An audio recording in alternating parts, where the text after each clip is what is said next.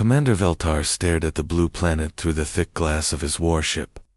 Earth looked peaceful from space, with white clouds moving slowly across green and brown land. He had destroyed many worlds before, but something felt different about this one. "Sir, we sent the message 3 days ago," said his young officer Kexalon. "The humans have 60 hours left before we start the bombing." Veltar nodded. Usually, when his fleet arrived at a new world, the people below would panic. They would send desperate messages begging for mercy. They would fire their small weapons at his ships. They would run around in fear like insects when someone kicks their nest. But the humans were not doing any of these things. "What are the surface readings?" Veltar asked. Kexalon looked at his screen. "Strange, sir. The humans stopped moving their military vehicles yesterday. Their soldiers went into buildings underground. Even their leaders disappeared from the surface, in the city of Seoul on Earth." Dr. Minho Kim walked through the subway tunnels with his 10-year-old daughter Nara. But these were not normal subway tunnels.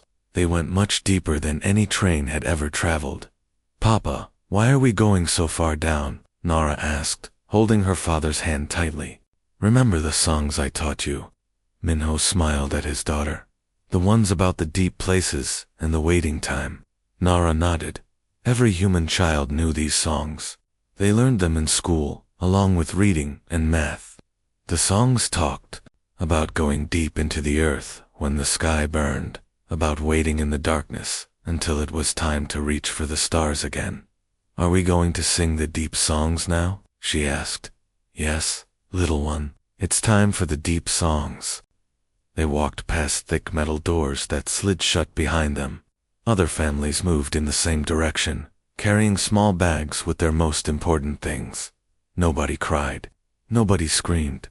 Even the smallest children seemed to understand that this was not the end, but the beginning of something they had prepared for their whole lives. High above in his ship, Veltar watched the strange behavior with growing confusion. His people had conquered over 1,000 worlds.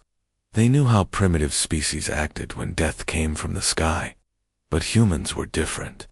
"Sir, I am seeing movement into underground structures across the planet," reported another officer. "They're moving in organized groups. No panic. No resistance attempts. Perhaps they're too stupid to understand what's happening," Veltar said. But he didn't sound sure. Deep beneath Seoul, Minho led Nara into a vast cave that stretched further than the eye could see. The ceiling was hundreds of feet above them, covered with lights that looked like stars. Green plants grew on tall walls, reaching toward the artificial sky. Clean water flowed in channels between walking paths. Thousands of people moved through the space with calm purpose. "Papa, how long has this place been here?" Nara asked with wide eyes. "Your grandfather helped dig these tunnels when he was young," Minho told her. "His father helped plan them. We have been preparing for this day for a very long time." Around them, families settled into comfortable living areas carved into the cave walls. Children played games, while adults checked systems that hummed quietly. In the background, teachers began gathering young people for lessons about things they had never needed to know before: how to operate mining equipment, how to build ships, how to fight in the darkness between stars. In another part of the cave, engineers worked on machines that looked very different from anything humans had used on the surface. These devices combined human ideas with technology that had been carefully studied for many years, technology that had fallen from the sky when the first alien scout ship crashed in the mountains decades ago. Back on his ship, Veltar dictated his daily report to the Zephyrian High Command. Day 3 of Earth operation. Local population shows no resistance. Their primitive minds appear unable to understand the situation. No attempts at negotiation or surrender. Beginning final bombardment. Preparations. But as he spoke these words, something nagged at him. In all his years of conquest, he had never seen a species react to extinction with such strange calm.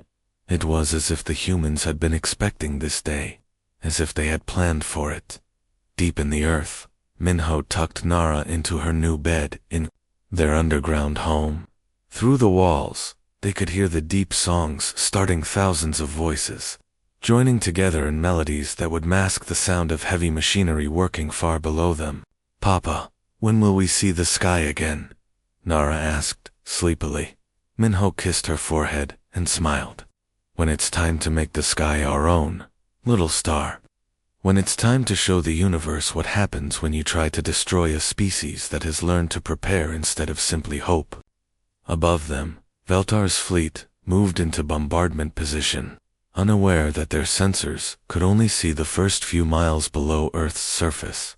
They had no idea that beneath their feet, an entire civilization hummed with patient purpose, counting down not to death, but to the moment when humanity would reach for the stars with hands that had grown strong in the darkness. The sky above Earth burned for 2 full days. Veltar's ships fired their plasma weapons without stopping, turning oceans into steam and mountains into glass. The planet's surface became so hot that metal would melt just from touching the ground. From his command ship, Veltar watched the destruction with satisfaction. His sensors showed no life anywhere on the planet. No energy signals, no movement. Nothing but dead rock cooling under a poisoned sky. "Cleansing complete, sir," reported Kexalon. "All scans show 0 life forms remaining. Good. Mark this planet as terminated in our records." "We move to the next system tomorrow," Veltar said. He felt proud. Another primitive species removed from the galaxy in just 2 days of work. But 20 miles below the burning surface, in a massive cave that stretched for hundreds of miles, Jiwon Park looked at her computer screens with calm eyes.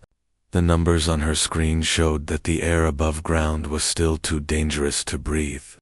But it was getting better every hour.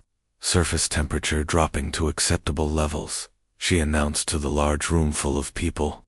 "We can begin the next phase of our plan." Around her, the underground city of New Seoul buzzed with activity. The cave ceiling was so high that small clouds formed near the top. Artificial suns provided light for farms that grew up the walls like green towers.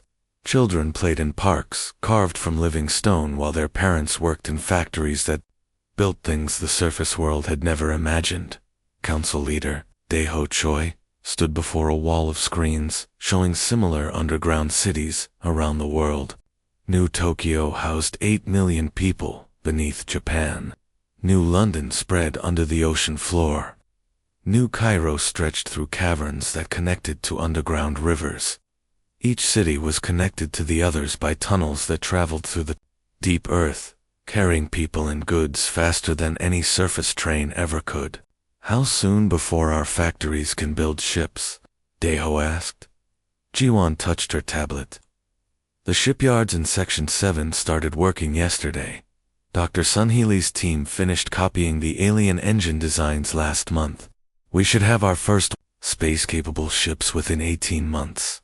These were not the simple rockets that surface humans had used to reach their moon. These ships used technology that had been carefully studied since the first alien scout crashed 50 years ago. Human engineers had spent decades taking apart every piece of alien metal, learning how their enemies built things, and then finding ways to build them better. In the education centers, children like Nara sat in classes that were very different from old surface schools.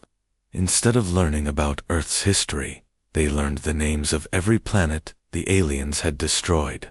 Instead of studying Earth's geography, they memorized star maps and navigation routes. Instead of playing games with balls, they practiced operating mining equipment and weapon systems. Nara raised her hand during her engineering class. "Teacher Kim, why do we need to learn how to build ships if we live underground now?" "Teacher," Kim smiled, "because, little one, living underground was never the plan. It was just the first step. We came down here to grow strong. When we are ready, we will go up to the stars." Above ground, alien survey teams walked through the radioactive ruins in protective suits. They took samples of melted rock and measured radiation levels. Everything looked exactly as it should after a successful planetary cleansing. They wrote reports about mineral resources that could be mined in a few decades. When the radiation cooled down, the aliens never noticed the tiny sensors that pushed up through cracks in the broken ground. These sensors were smaller than grains of sand, but they recorded everything the aliens did and said. This information flowed back down through hidden cables to the computers in New Sol, where human analysts studied every detail of alien equipment and behavior. Dr. Minho Kim worked in one of the deep research labs, looking at pieces of alien technology through powerful microscopes. His team had been working for years to understand how alien shields worked, how their weapons focused energy, and how their ships moved faster than light. We're not just copying their designs, he explained to his daughter Nara during one of her visits to his lab. We're making them better. They build things to work well enough. We build things to work perfectly. Nara looked at the strange metal pieces under the glass. Will our ships be stronger than theirs? Much stronger, her father smiled. Because they think we're dead? They won't be prepared for what we've become down here. In the deepest parts of the underground cities, massive machines worked day and night. These machines built other machines, which built ships, which would soon carry humans back to the surface and beyond. Every day, the production grew faster. Every day, the humans grew stronger, far above Veltar's fleet, prepared to leave Earth's solar system. In his final report, he wrote, Planet Earth successfully cleansed. No resistance encountered. Species showed no survival capabilities. Recommend system for mining operations in 50 years. But as his ships flew away from the dead-looking planet, deep scanners in New Sol tracked their movement. Human mathematicians calculated their speed and direction. Human strategists planned where to find them again. The aliens had made one terrible mistake. They thought destroying the surface meant destroying humanity. They never imagined that humans had been preparing for this day for 3 generations, building a civilization in the deep places that was stronger than anything that had ever existed on the surface. 3 years passed since the aliens burned Earth's surface. Captain Hunwoo Nem flew his ship through the dark space between asteroids, hunting for his target. His ship looked like nothing the galaxy had ever seen before. The hull changed color, like a chameleon, sometimes clear as glass, sometimes shiny like a mirror. I can see the alien convoy, whispered his crew member Sora Yoon, from her seat at the navigation controls. 5 cargo ships with 2 guard ships. They're moving slowly, like they own all the space around here. The Zephyrian Empire had grown, even bigger since destroying Earth. They conquered more planets, enslaved more species, and felt completely safe in their dominance. But strange things had been happening across their territory for the past year. Supply. Ships disappeared without sending distress signals. Mining stations went dark for no reason. Communication towers stopped working, but no one could find what damaged them. The alien military leaders thought these were just accidents or attacks by space pirates. They never suspected that ghosts from a dead world were hunting them back on Earth. 20 miles underground in New Sol, General Kiwan Shin stood before a massive wall covered with star maps. Red dots marked every successful human operation across the galaxy. There were hundreds of them now, scattered across dozens of star systems. Give me the weekly report, he said to Commander Yunha Lim, his intelligence chief.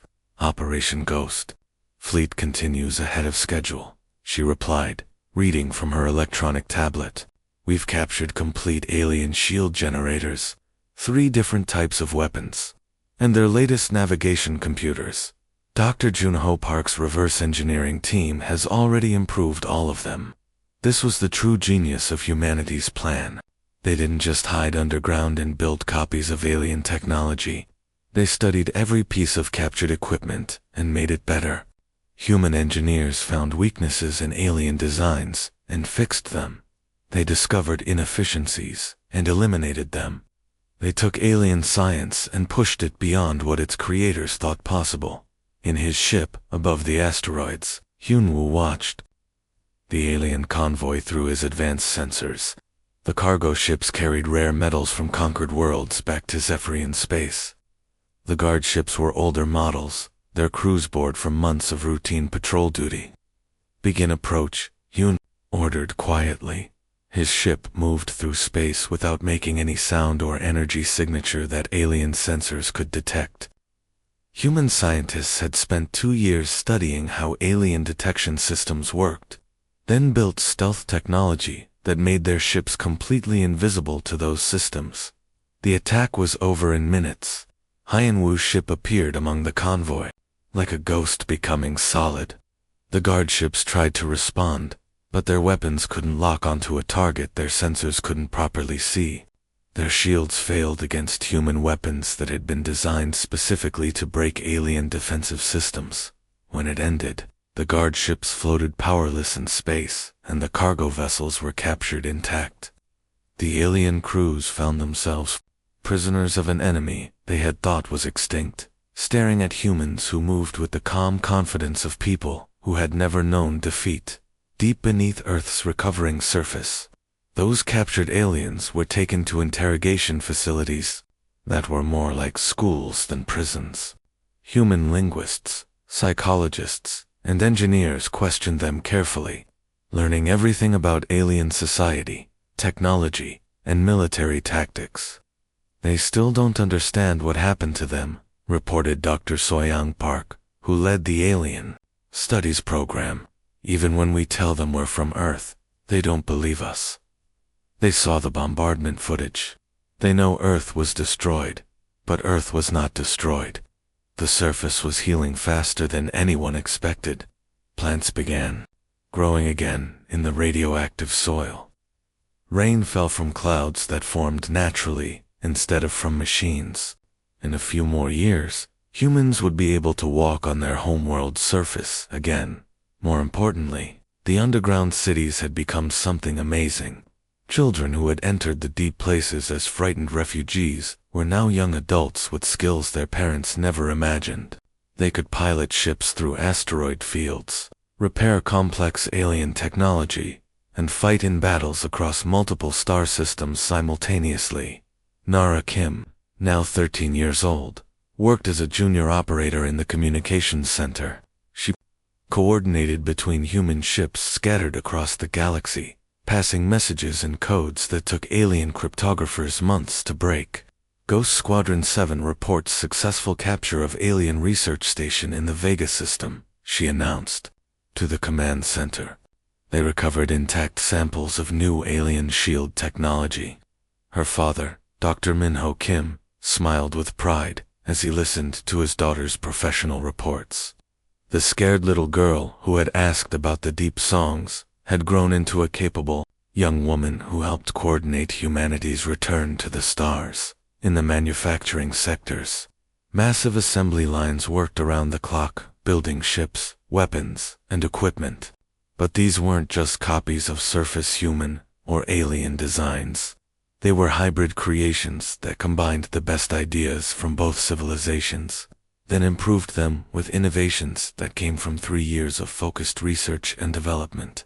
The aliens thought they had eliminated a primitive species in 2 days of bombardment. What they had actually done was give humanity the motivation and opportunity to become something far more dangerous than they had ever been on the surface. Soon, the galaxy would learn what happened when you tried to destroy a species that had learned to prepare for everything. The first human battle fleet rose from Earth's oceans like silver whales breaking through dark water. Admiral Myung-han stood on the bridge of her flagship, watching her scarred homeworld grow smaller through the window. The surface still showed burn marks from the alien attack 4 years ago, but green plants were growing again in the healing soil. "All 50 ships report ready for battle, Admiral," said Captain Won-ho Kim from his control station. Around them, the fleet moved in perfect formation through space. Each ship looked sleek and deadly, built with 4 years of captured alien technology, made better by human engineering. These ships were nothing like the old rockets humans had used to reach their moon. They moved faster than light, carried shields that could stop planet-killing weapons, and held crews who had trained their entire lives for this moment. On the bridge of his command ship in the Kepler system, Admiral Veltar stared at his scanner screens in disbelief. The same alien who had destroyed Earth now commanded the Zephyrian 7th Fleet, one of their most powerful military forces. "Sir, this is impossible," his scanner operator said with fear in his voice. "The energy readings match our own technology, but they're somehow stronger, much stronger." "Earth is dead," Veltar shouted. "I watched it burn. I saw the surface turn to glass." But the evidence floated before him in space. 50 unknown ships had appeared near Kepler Station, and they definitely were not built by any species the Zephyrians knew. The ships moved with mathematical precision, their formation so perfect it looked like they were connected by invisible strings. The Battle of Kepler Station lasted 6 hours, and changed everything the galaxy thought it knew about warfare. Zephyrian forces had destroyed 100 worlds. Their tactics had crushed every enemy they faced for centuries. They knew how to fight desperate species who panicked under attack. They knew how to overwhelm enemies with superior numbers and firepower. But they had never fought an enemy like this. Commander Soyoung Jang flew her fighter through the battle zone, leading a squadron of 12 pilots, who moved like dancers in space. Each pilot had been born underground and trained on simulators that used real alien tactical data captured over 3 years of ghost operations. Remember, she transmitted to her team, "We're not just fighting for Earth, we're fighting for every species they thought they could erase without consequences." Human ships didn't fight like panicking primitives. They moved with the calm patience of people who had spent years studying every detail of alien military doctrine. When Zephyrian ships fired their weapons, human shields absorbed the energy and redirected it back at the attackers. When aliens tried their standard battle formations, humans countered with tactics that seemed to predict every move. The human weapons were the most shocking surprise. Instead of simple energy blasts, they fired concentrated streams of power that adapted to whatever they hit. Alien armor that had stopped every weapon for centuries melted like ice under a blowtorch. Captain Wonho Kim coordinated the main fleet's attack from his position on the flagship. His screens showed the battle from dozens of angles, with computer systems that processed information faster than any alien could think. "Target their command ship," Admiral Han ordered. "Let's give Admiral Veltar our personal greeting." The Resurgence and 5 escort ships broke from the main formation and dove toward Veltar's flagship like hunting wolves. Alien defensive systems tried to track them, but human ships moved too fast and changed direction too quickly. Veltar watched in horror as his most powerful weapons failed to even scratch the attacking ship's shields. His tactical computers couldn't predict their movements. His experienced crew, veterans of 100 battles, stared at their instruments in confused terror. "How are they doing this?" he demanded. "Sir, they're using our own technology against us, but improved somehow. It's like they know our systems better than we do." They did know alien systems better.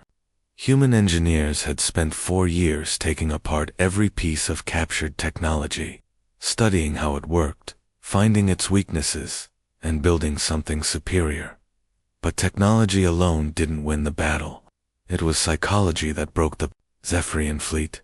For centuries, aliens had fought enemies who were afraid of them, species who begged for mercy, who made desperate last stands, who broke under the pressure of superior force. But humans fought with an eerie calmness that terrified their enemies. Human pilots flew through deadly crossfire without fear. Human ship commanders made tactical decisions with perfect logic even when their ships were damaged. Human crews worked together with a coordination that seemed impossible. This was the result of 4 years underground, where children had been raised knowing that their entire purpose in life was to reclaim the stars. They didn't fight with desperate courage. They fought with the absolute confidence of people who had prepared for this moment since birth. When the battle ended, Veltar's fleet was scattered across the Kepler system. Half his ships were destroyed, and the rest were too damaged to continue fighting. His own flagship drifted powerless, its engines dead, and its weapons offline, in his broken command center. Veltar finally understood the terrible mistake his people had made. They hadn't destroyed a primitive species 4 years ago.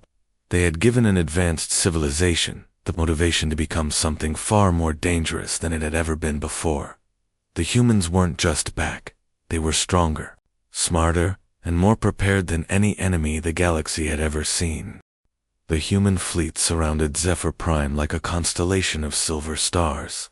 200 ships floated in perfect formation around the alien homeworld, their weapons pointed downward, but not firing. Admiral Myung-Han stood on the bridge of her flagship New Dawn, preparing to speak to the entire galaxy. On the planet's surface, Admiral Veltar sat in his emergency command bunker, staring at screens that showed his complete defeat. The same human fleet that had destroyed his forces at Kepler Station now controlled the space above his homeworld. But strangely, they waited instead of attacking. "Why don't they just destroy us?" asked his remaining officer. "We would have bombed their cities by now." Veltar shook his head slowly. "Because they're not us. That's what makes them so dangerous."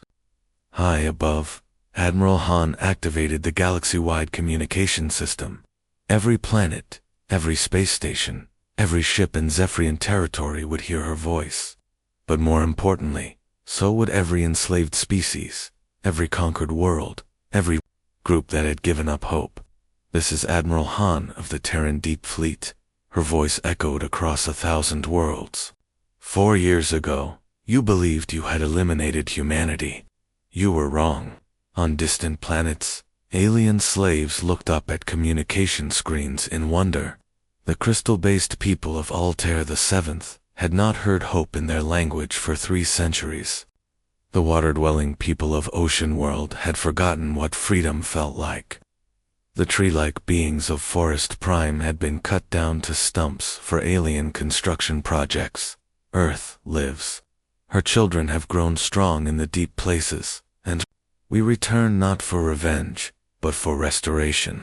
Dr. Minho Kim, now Director of Terraforming Operations, worked from his command center 20 miles beneath Earth's surface. Around him, massive screens showed dead worlds across the galaxy, planets where the Zephyrians had committed genocide decades ago. "Begin atmospheric restoration protocols," he ordered his team. Human ships began deploying machines around lifeless worlds. These devices, built in underground factories over 4 years, could rebuild atmospheres, clean poisoned soil, and restore water to planets that had been barren for generations. But the machines carried something even more: precious genetic samples from 1,000 species that the aliens thought they had wiped out completely. To every species watching this broadcast, Admiral Han continued, "Know that the age of casual extinction is over. Humanity brings not conquest, but renewal." Captain Nara Kim, now 18 years old and commander of her own terraforming vessel, approached the ruins of Procyon 3. This planet had been home to a beautiful, bird-like species until the Zephyrians arrived 50 years ago. The aliens had strip-mined the world and left it as a ball of poisoned rock. In her ship's cargo bay were seedlings from Earth's underground forests, soil samples from New Soul's farms, and most importantly, genetic samples that would allow the bird people to live again. Beginning restoration of Procyon 3, she reported to Fleet Command. Estimated time for full atmospheric recovery, 18 months. Estimated time for reintroduction of native species, 3 years. Across the galaxy, similar scenes played out. Human ships arrived at dead worlds, carrying the tools of creation instead of destruction. They brought life where there had been only emptiness. But the most shocking part of humanity's return was what they did to their enemies. On Zephyr Prime, the alien leadership waited for death. They had ruled through fear and violence for 1,000 years. They expected the same treatment in return. Instead, human troops landed at their capital city, carrying medical supplies and food. "We offer you a choice," Admiral Han announced to the Zephyrian government. "Join us in restoring what you destroyed, or be left behind while the galaxy moves toward something better." Some aliens chose to fight. Human forces dealt with them quickly and efficiently. But many others, especially younger Zephyrians, who had grown tired of endless conquest, chose to help with the restoration projects. Veltar found himself working alongside human engineers, helping to convert weapon factories into terraforming equipment manufacturing plants. It was strange work for someone who had spent his life destroying worlds. "Why don't you just kill us all?"